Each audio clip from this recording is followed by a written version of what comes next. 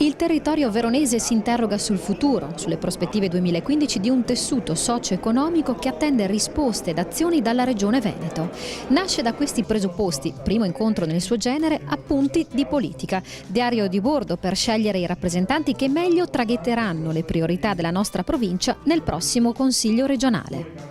Noi ci prepariamo alle elezioni regionali del 2015.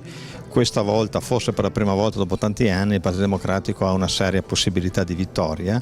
Decideremo a breve chi sarà il candidato presidente, lo decideremo o tutti assieme o con primarie, valuteremo. Certo che abbiamo da cambiare il verso proprio al Veneto.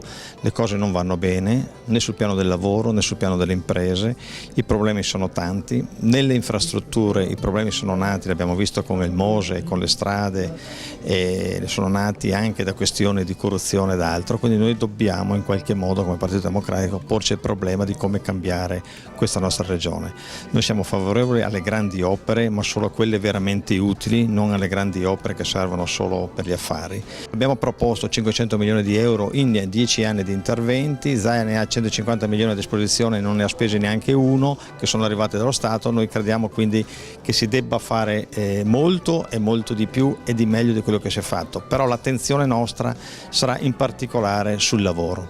Ebbene, lì noi abbiamo dall'Unione Europea 3 miliardi che ci arrivano nei prossimi 6-7 anni. Chi critica tanto l'Unione Europea nello stesso tempo è chi invece pensa di approfittare di questi 3 miliardi per le imprese agricole in particolare, per i giovani, per le imprese manifatturiere, ma anche per dare lavoro, per fare corsi di formazione, per i disoccupati, per farli rientrare nel lavoro. Questo è il nostro obiettivo. Questi 3 miliardi, se saremo noi governo, li spenderemo sicuramente, ma li spenderemo molto bene per dare lavoro ai giovani, per dare lavoro a chi si trova a una certa età ad aver perso il lavoro, per riconvertire un'economia che sta annaspando.